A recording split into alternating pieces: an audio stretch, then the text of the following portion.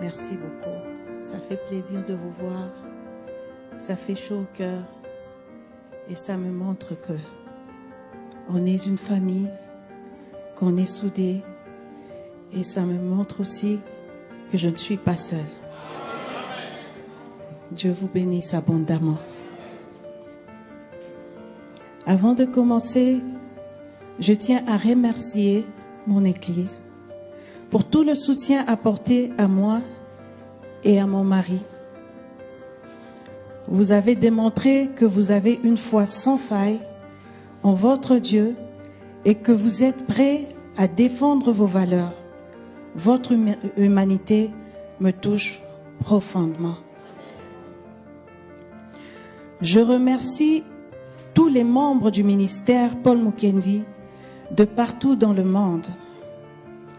On a reçu vos encouragements et c'est vraiment apprécié. À tous les chrétiens dans le monde qui prient pour nous, un grand merci. Que Dieu se souvienne de vous et de vos familles. Je ne suis pas ici pour contredire Stéphane. Tout ce qu'il a relaté, nous l'avons bel et bien vécu. Et ce n'est qu'une infime partie de ce qu'on nous a fait subir sans que personne ne branche dans ce pays de droit. Des agents de l'État sont venus chez moi lors de la seconde arrestation de mon mari pour me manipuler, pour m'intimider. Ils m'ont tenu des propos qui n'ont rien à voir avec leur mandat. Comme je n'ai pas voulu entrer dans leur jeu pour incriminer ou me séparer de mon mari, on m'a menacé de m'arracher mes enfants. Ils m'ont fait du chantage, car ils savaient très bien que la corde sensible d'une mère, ce sont ses enfants.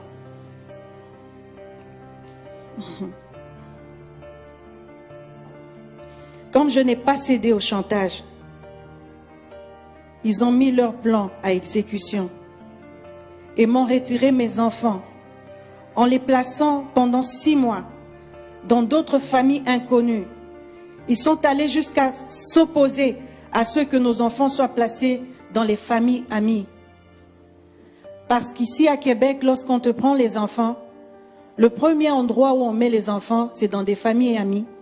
On regarde d'abord si vous avez de la famille proche. Et s'il n'y a pas de famille proche, on les met dans les familles amies. Et si cela n'existe pas, c'est là qu'on va les mettre dans des familles qu'on ne connaît pas. Nous n'avons pas eu droit à cela. Ils sont venus. L'enquêteuse, parce que c'était une femme, et son collègue, qui m'ont demandé de témoigner contre mon mari, que je n'avais juste à dire qu'il me battait. Elle voulait que je dise qu'il me battait. Et j'ai dit, je ne peux pas témoigner d'une affaire qui n'a jamais existé. Elle me dit, madame, vous voyez vos enfants là? Si vous ne dites rien, on va les prendre. Je dis, je ne peux pas témoigner d'une affaire qui n'a pas existé. Elle a pris mes enfants. Nous nous sommes battus. Nous avons eu un long procès au tribunal de l'enfance qui n'a jamais eu ici à Québec. Un très long procès où nous avons eu même des professeurs d'école amenés pour mentir. Et si nous n'avions pas des preuves, en ce moment on n'aurait pas nos enfants parce qu'ils voulaient les prendre jusqu'à la majorité. Dieu merci qu'il bénisse la juge Côte là où elle est. Parce que cette juge a été très juste. Elle a été très juste. Elle a vu que c'était juste des coups montés. Elle a demandé à ce qu'on nous rende nos enfants immédiatement. C'était à l'immédiat qu'elle a demandé que nos enfants reviennent. À l'immédiat, s'il vous plaît. 6 mois sans tes enfants, où tu ne sais pas où ils dorment. Lorsque vous avez le peu de temps pour les voir, les enfants se mettent à pleurer. Parce que vos enfants pensent que vous les avez abandonnés. Les enfants ne comprennent rien. Cette blessure-là, je ne sais pas qui pourrait la penser si ce n'est que Dieu. Je ne souhaite cela à personne. À personne. Comme je n'ai pas cédé au chantage, ils ont mis leur plan à exécution et m'ont retiré mes enfants en les plaçant pendant 6 mois dans d'autres familles inconnues. Oh Seigneur.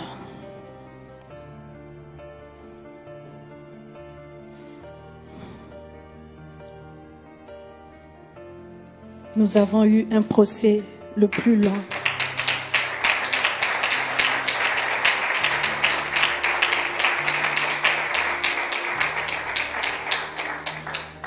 Nous avons eu gain de cause.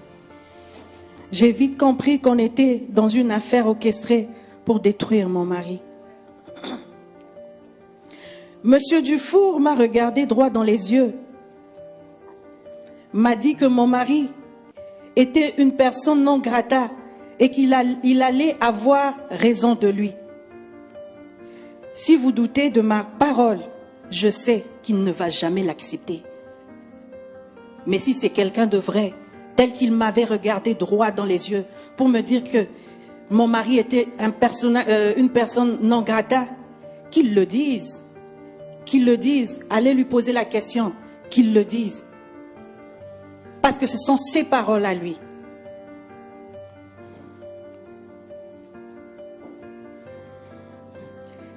J'ai témoigné de cela même devant le tribunal. Quel que soit ce qu'on disait aux enquêteurs, aux enquêteurs criminels, tout était rejeté du revers de la main. L'affaire était jugée d'avance. Notre version des faits n'était voulue ni par les enquêteurs, ni par la procureure au dossier. J'ai jamais vu une procureure de la couronne, qui représente la couronne, avoir un parti pris. Un procureur de la couronne est censé prendre les deux côtés, écouter et voir si ce dossier devra aller jusque là où ça devrait. Un procureur de la couronne devra être impartial. Mais ce que nous avons vécu, c'était un jugement déjà établi. C'était déjà scellé. On a eu une procureure qui était capable de se moquer même de nous, de se moquer de tous les gens qui sont venus nous soutenir. Il n'y avait pas de place de vérité. Pourtant, elle savait très bien que mon mari était innocent. Ce dossier est plein de contradictions qu'une procureure de la couronne, digne de ce nom, n'aurait pas pu ignorer, ni même jusqu'à déposer des accusations. On sentait une haine, une vendetta, un mépris non déguisé. Elle est allée même à se moquer de tous ceux qui osaient s'afficher avec nous et nous soutenir. Dans cette ville de Québec, on a subi de l'intimidation. Si ce n'était pas été Dieu, on aurait eu des crises cardiaques ou des pensées suicidaires. Pire encore, on nous a traités comme si nous ne méritons pas d'avoir ce que nous avons, allant jusqu'à critiquer le fait qu'on envoie nos enfants à l'école privée. Je veux vous dire aujourd'hui que mon mari est un pasteur, mais aussi un chef d'entreprise. Dieu l'a béni. Financièrement, c'est un homme béni. Il n'a à craindre rien. Si je dois utiliser un autre terme, je dirais qu'il est riche. Et il n'a pas besoin de dépouiller les gens pour subvenir à nos besoins. C'est un travailleur. Et comme tout le monde, il gagne sa vie à la sueur de son front. Sans raison, on nous a fermé tous nos comptes bancaires. On se lève un bon matin. Lorsqu'il voit, parce que Stéphane vous a raconté l'histoire, mais je pense qu'il l'a raconté, c'était pas trop profond. Ils sont venus, ils ont pris mon mari. Et directement, vous êtes endormis, on frappe à la porte.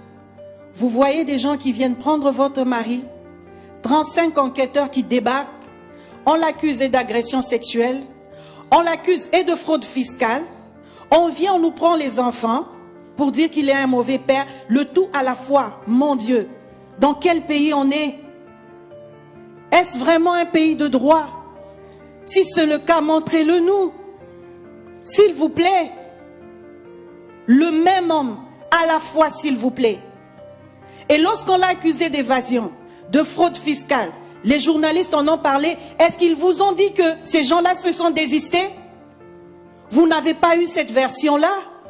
Vous n'avez pas eu la version que c'est l'UPAC était à la maison, 35 enquêteurs qui se sont désistés. Vous n'avez pas eu la version où tous les chefs d'accusation sont tombés, ils se sont désistés. Et ils n'ont gardé juste une seule pour dire qu'il n'avait pas bien fait sa déclaration de je ne sais pas quelle année et qu'il a eu une amende comme tout citoyen normal. Comme tout citoyen normal. Et les journalistes ne vous l'ont pas dit. Ils ont retourné l'information pour dire qu'il a une amende de je ne sais plus combien, 100 000 ou quoi. Les journalistes ne vous ont pas dit que tout était tombé et que l'amende était due à une erreur.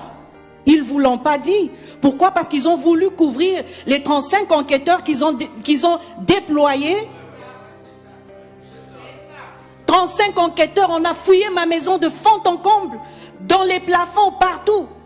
Et quand je suis rentrée dans ma chambre, les deux enquêteurs qui étaient dans ma chambre, l'un d'eux parlait à son patron pour dire on n'a rien trouvé. Lorsque ceux de Revenu Québec n'ont rien trouvé, le patron a appelé et l'UPAC a débarqué. Et tous les comptes ont été bloqués, les bijoux ont été pris, les choses de valeur ont été prises. Une seule personne a vécu tout ça. Les journalistes ne vous l'ont pas dit parce qu'il fallait qu'on le présente comme un monstre. Il faut qu'on le présente comme un monstre. Il doit tomber, c'est un voleur. Il est venu voler. Ça fait honte au Québec, ces journalistes. Vous faites insulte à votre pays. Vous faites insulte à votre ville. C'est pas normal ça.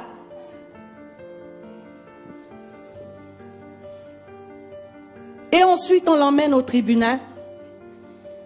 Ils viennent, ils ferment tout. Je suis au Québec, ça va faire depuis 2013.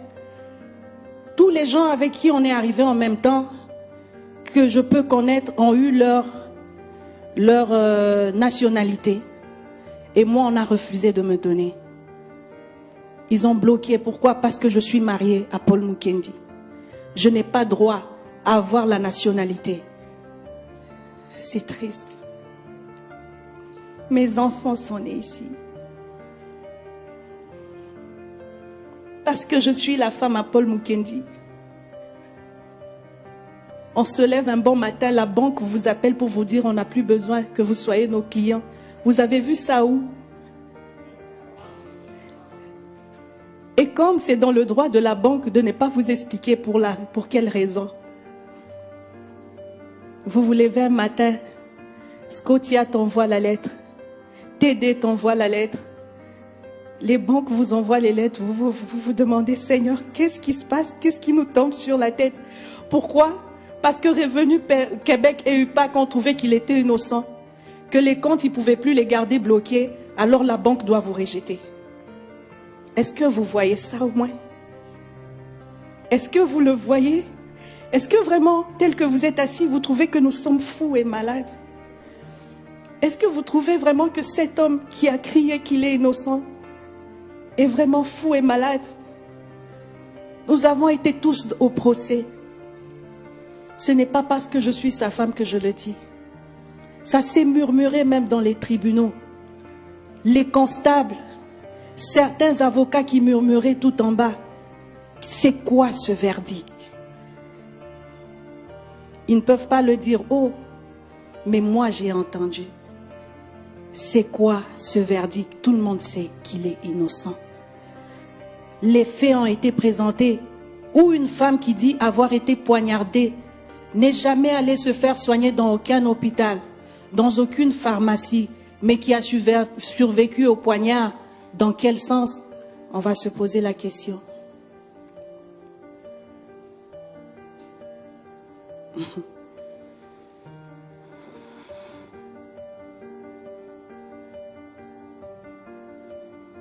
Comme ils savaient qu'ils étaient puissants, il fallait qu'on puisse nous dépouiller. Comme ça, ils ne seraient pas capables de se battre au tribunal. Mais vous avez vu devant vous, cet homme qui a crié son innocence pendant 4 ans, s'est battu corps et âme pour le prouver. On a vécu vraiment une histoire troublante pendant 4 ans. Je vous dis que c'est une histoire vraie. Ce n'est pas une affaire montée par Hollywood. C'est réel. C'est réel. Je suis triste. Je suis blessée. Je suis confuse. Mais je fais confiance à notre Dieu. Innocent, oui, je crois. Il l'est. Parce que cette bataille, je suis allée avec lui. J'ai tout vu. J'ai tout lu. J'ai tout vécu avec lui. Et la procureure le sait. Bien qu'elle s'affole et s'agite là. Et celui qui chapeaute toute cette affaire, je vais lui dire, je ne te connais pas.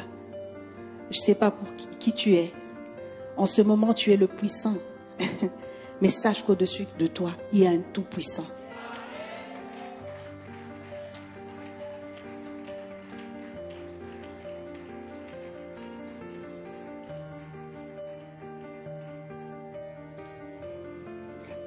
Mon mari,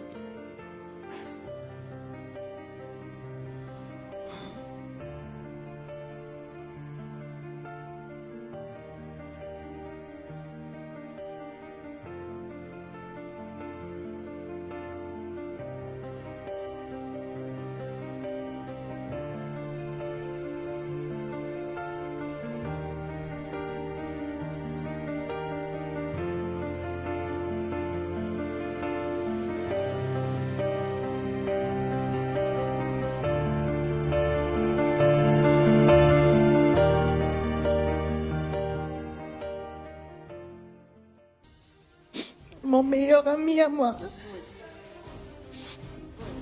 mon amour, si tu m'écoutes en ce moment, sache que j'aurais voulu que tu sois là. Mais face à une telle injustice, je ne peux pas te blâmer. C'est devant tout le monde que cette injustice a eu lieu. Je sais que si tu étais blanc, on ne t'aurait pas abandonné. On n'aurait pas posé des questions. Mais malheureusement, aucune voix ne s'est levée pour toi. Aucun journaliste n'a posé des questions. Les mots d'ordre avaient été donnés. Rien de ceux qui pouvaient te disculper ou te présenter comme un être humain ne devait transparaître dans leurs écrits. S'il y a des journalistes qui écoutent, je vous laisse à votre bonne conscience. Si conscience, il vous en reste encore un peu. La seule chose que je peux faire est de prier pour toi, mon mari. Je sais que tu es innocent. Ton église sait que tu es innocent. Ton Dieu sait que tu es innocent.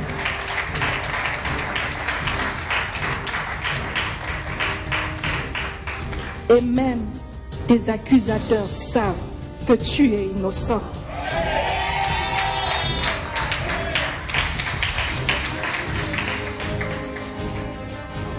J'invite tout le monde à prier pour lui. Prions pour qu'il puisse revenir auprès de ses enfants et de son église. Levons-nous pour prier.